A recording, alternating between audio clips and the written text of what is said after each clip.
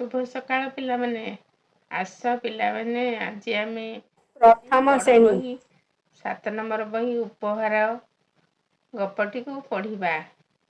छवि देखुच पिलाମାନେ गोटे लोक गोटे घोड़ा धरी जाउछि पछरे चाष जमी सब देखुच लोकटी घोड़ा को धरी जाउछि।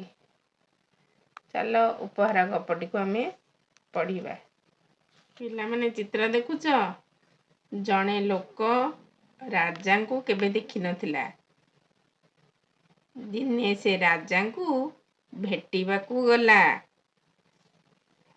जगुआड़ी ताकू अटकाई पचारिले कुआड़ी जाउछ।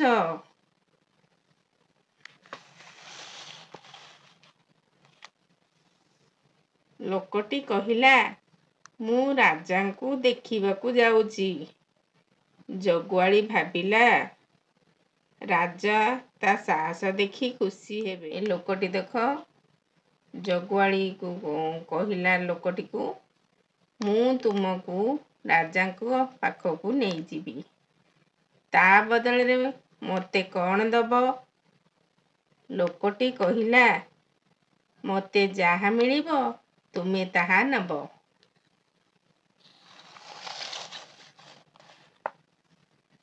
यहाँ पर छवि देख जगुआड़ी खुशी हुई से लोकटी को राजा को पाख को नहीं गला। देख राजा बसचंती सिंहासन रे। राजा पचारिले किए तुमे कुआड़े आसिल। लोकटी कहिला मु केवल आपणक दर्शन लगी आसीथिली। एक कथा सुनी राजा बहुत खुशी हेले कहिले मु तुमको उपहार देबाकू चाहूची कुह तुमर कौन दरकार। कहिला मते 100 जोता पहाड़ दियंतु। राजा कहिले जदि तुमर यह इच्छा ताहले दिया जीवो। लोकटी कहिला मु आपणक जगुआड़ी को डाकुची मो उपहार से नब। एठी राजा बसचंती जगुआड़ी को धरी लोकटी राजा आश्चर्य हेले लोकटीर चालाकी बुझी पारिले। जगुआड़ी ता भूल पई फल पाइला। यहाँ पर राजा खुशी होई लोकटी को उपहार भावरे घोड़ाटीए देले। से घोड़ा चढ़ी खुशी मनरे लोकटी घर को गला।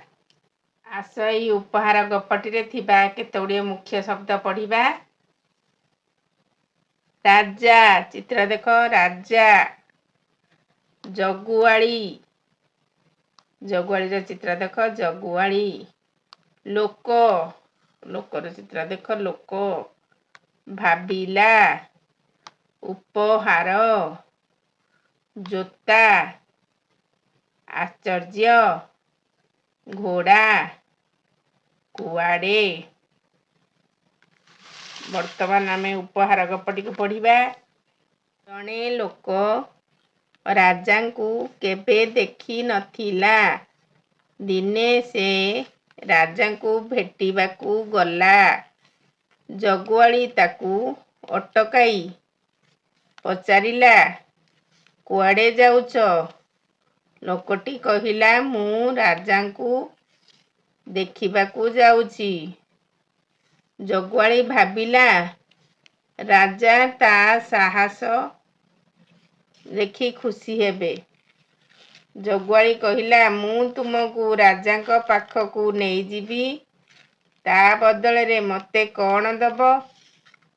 लोकटी कहिला मते जहा मिलिबो तुमे ताहा नब। जगुआड़ी खुशी होई ताकू राजा को पाख को नहीं गला। राजा पचारिले किए तुमे कुआड़े आसिल।